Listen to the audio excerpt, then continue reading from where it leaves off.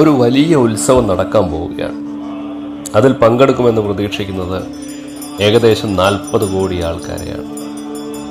45 ദിവസം നീണ്ടു നിൽക്കുന്ന മഹാകുംഭമേളയിൽ 40 കോടിയോളം ആൾക്കാർ പങ്കെടുക്കാൻ പോകുന്നു.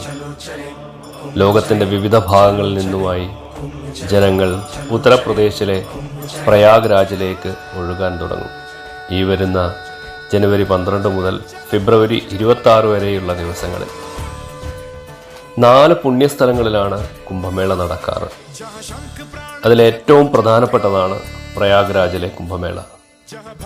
144 വർഷത്തിലൊരിക്കൽ മഹാകുംഭമേള, 12 വർഷത്തിലൊരിക്കൽ പൂർണ്ണ കുംഭമേള, 6 വർഷത്തിലൊരിക്കൽ അർദ്ധകുംഭമേള എന്നിങ്ങനെ വിവിധ പ്രകാരത്തിലുള്ള കുംഭമേളകൾ ആചരിച്ചു വരുന്നു. നൂറ്റാണ്ടുകളായി ഈ മേളകൾ ഒരു മുടക്കവുമില്ലാതെ നടന്നു വരുന്നു എന്നത് നമ്മുടെ ധർമ്മത്തിൽ കുംഭമേള എത്രമാത്രം പ്രാധാന്യമുള്ളതാണ് എന്ന് മനസ്സിലാകും. കഴിഞ്ഞ പൂർണ്ണ കുംഭമേള നടന്നത് 2021 ഹരിദ്വാറിലായിരുന്നു. ഹരിദ്വാറിൽ ഇനി കുംഭമേള നടക്കുക 2031 2021 കുംഭമേള കൊറോണ കാരണം അത്ര കേമമായി നടത്താൻ കഴിഞ്ഞിരുന്നില്ല.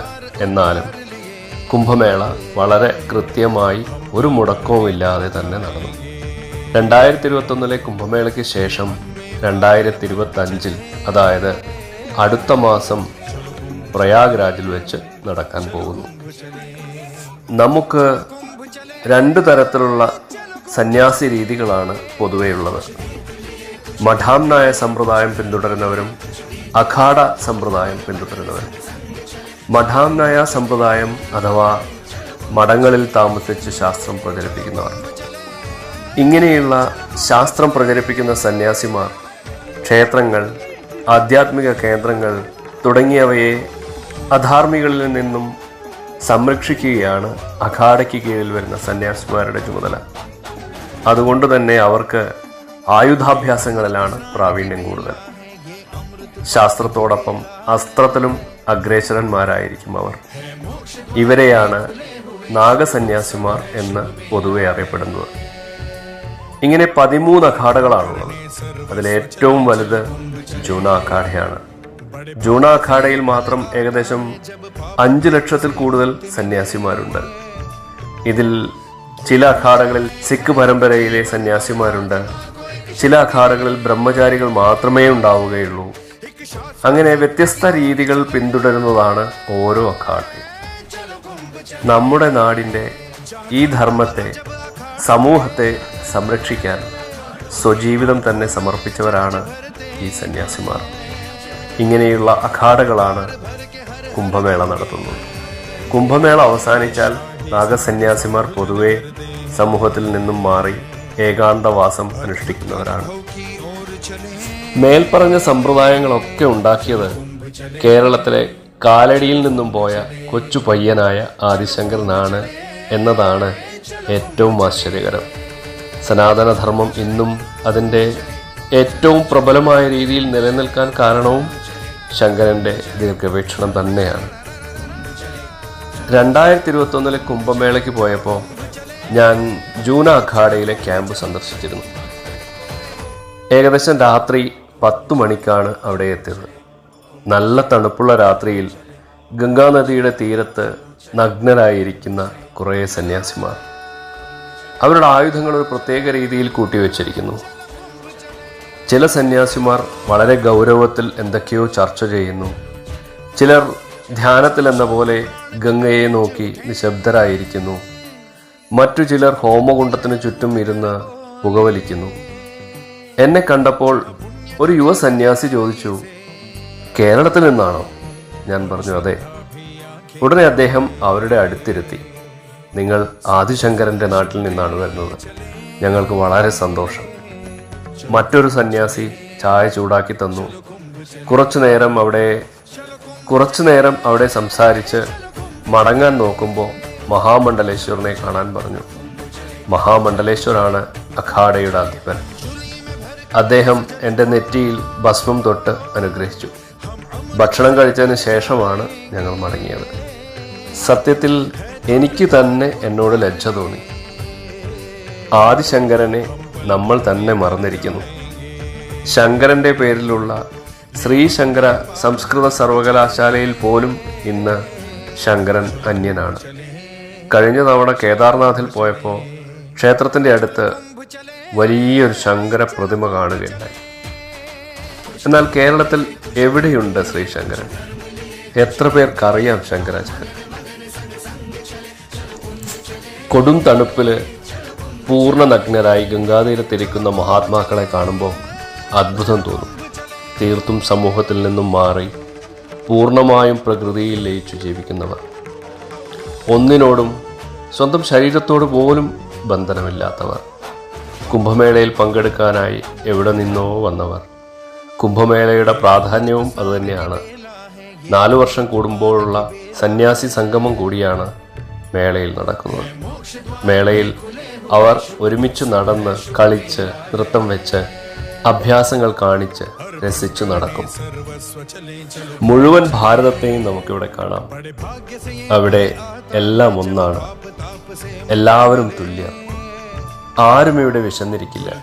എവിടെ പോയാലും സൗജന്യമായ ഭക്ഷണം കിട്ടും. ആർക്കും ആരെയും അറിയില്ല. എന്നാൽ എല്ലാവരും എല്ലാവരെയും പരസ്പരം സഹായിക്കുന്നു, ബഹുമാനിക്കുന്നു. കയ്യിൽ പൈസ ഉണ്ടോ ഇല്ലയോ എന്നതൊന്നും ഇവിടെ വിഷയമേ അല്ല. എല്ലാവരും വരുന്നു, മഹാത്മാക്കളെ നമസ്കരിക്കുന്നു, പുണ്യതീർത്ഥങ്ങളിൽ സ്നാനം ചെയ്യുന്നു. എവിടെയും ഒരു ഏകീകൃത നിയന്ത്രണവുമില്ല. ലോകത്തൊരിടത്തും കാണാൻ കഴിയാത്ത അത്ഭുതം കൂടിയാണ് കുംഭമേള. ഇവിടെ വരുന്ന മഹാഭൂരിപക്ഷം സന്യാസിമാരും എവിടെ താമസിക്കുന്നു, എങ്ങോട്ട് പോകുന്നു എന്നൊന്നും ആർക്കും അറിയില്ല. അവർ ചെയ്യുന്ന യോഗാസനങ്ങൾ കണ്ടാൽ അത്ഭുതം തോന്നും. വിദേശികളായ സന്യാസിമാർ, ആഫ്രിക്കയിൽ നിന്നുള്ള സന്യാസിമാർ തുടങ്ങി പല നാട്ടിൽ നിന്നും വരുന്നവർ. കുംഭമേള വിശ്വാസത്തിൻ്റെ, സംസ്കാരത്തിൻ്റെ, ചരിത്രത്തിൻ്റെ ഒരു മഹോത്സവമാണ്. കുംഭമേളയിൽ പുണ്യനദികളിൽ കുളിക്കുന്നത് പാപശുദ്ധിയും പുനർജന്മചക്രത്തിൽ നിന്ന് മോചനവും നൽകുമെന്നാണ് സങ്കല്പം. മേള ആത്മീയ വിശ്വാസങ്ങളെ ശക്തിപ്പെടുത്തുകയും ആത്മപരിശോധനയ്ക്കും ഭക്തിക്കും അവസരം നൽകുകയും ചെയ്യുന്നു. ഭാരത സംസ്കാരം നിലനിർത്തുന്നതിന് തപസ് അനുഷ്ഠിക്കുന്ന മഹാത്മാക്കളുടെയും ദേവതകളുടെയും ഒപ്പം ചേർന്ന് പുണ്യനദികളിൽ കുളിക്കാനും അനുഗ്രഹം നേടാനുമുള്ള അവസരമായാണ് കുംഭമേളയെ കാണുന്നത്. കുംഭമേള അറിവിൻ്റെ നിറകുംഭം കൂടിയാണ്. ജ്യോതിശാസ്ത്രം, ജ്യോതിഷം, ആത്മീയത, ആചാരപരമായ പാരമ്പര്യങ്ങൾ, സാമൂഹ്യ സാംസ്കാരിക ആചാരങ്ങൾ, കല, യോഗ, കായികാഭ്യാസങ്ങൾ തുടങ്ങിയവയെല്ലാം സംഗമിക്കുന്ന ചടങ്ങ് കൂടിയാണ്. കുംഭമേളയിൽ അവതരിപ്പിക്കുന്ന ആചാരങ്ങൾ, ഗാനങ്ങൾ, അനുശാസനങ്ങൾ എന്നിവ പുരാതന പാരമ്പര്യങ്ങളെയും അറിവിനെയും സംരക്ഷിക്കുക എന്ന ഉദ്ദേശത്തോടു കൂടിയാണ്. രഹസ്യവും പൊതുവായതുമായ സന്യാസി സമ്മേളനങ്ങളും ഇവിടെ നടക്കും. കേവലം ആധ്യാത്മികതയുടെ മാത്രമല്ല, വിവിധ സംഘടനകളുടെ സേവാപ്രവർത്തനങ്ങളുടെയും പ്രദർശന കേന്ദ്രമാണ് കുംഭമേള. തീർത്ഥാടകർ സേവാപ്രവർത്തനങ്ങളിൽ പങ്കെടുക്കുകയും ദരിദ്രർക്കും രോഗികൾക്കും ഭക്ഷണവും ആരോഗ്യ പരിരക്ഷയും നൽകുകയും ചെയ്യുന്നു. ലോകത്തിലെ ഏറ്റവും വലിയ തീർത്ഥാടന സംഗമമാണ് കുംഭമേള. ജാതി, മതം, ലിംഗം എന്നീ വ്യത്യാസങ്ങളൊന്നുമില്ലാതെ ലോകത്തിൻ്റെ വിവിധ ഭാഗങ്ങളിൽ നിന്ന് കോടിക്കണക്കിന് ആളുകൾ കുംഭമേളയിൽ പങ്കുചേരുന്നു. വിവിധ പ്രദേശങ്ങളിൽ നിന്നും വിവിധ തലത്തിൽ നിന്നും ആളുകൾ ഒരുമിച്ച് വരുന്നത് സാംസ്കാരിക ഐക്യത്തിനും പരസ്പര ബോധത്തിനും മാർഗം തെളിയിക്കുന്നു. കുംഭമേളയുടെ വേരുകൾ പുരാതന ഹിന്ദു ശാസ്ത്രങ്ങളിലും പുരാണങ്ങളിലും കാണാം. ഇതേപോലുള്ള ഒരു തീർത്ഥയാത്രയ്ക്കുള്ള ആദ്യത്തെ പരാമർശങ്ങൾ ഏറ്റവും പുരാതനമായ പവിത്ര ഗ്രന്ഥങ്ങളിലൊന്നായ ഋഗ്വേദത്തിൽ പോലും പരാമർശിക്കപ്പെട്ടതായി കാണാം. ഭാരതത്തിൻ്റെ സാംസ്കാരികവും ആത്മീയവുമായ പാരമ്പര്യത്തിൻ്റെ ഉത്സവം കൂടിയാണ് കുംഭമേള. ഇത് മനുഷ്യനും ദൈവവും തമ്മിലുള്ള നിത്യബന്ധവും സംസ്കാരത്തിൻ്റെ ആഴമേറിയ മൂല്യങ്ങളുമെല്ലാം പ്രദർശിപ്പിക്കുന്ന സമയമാണ്.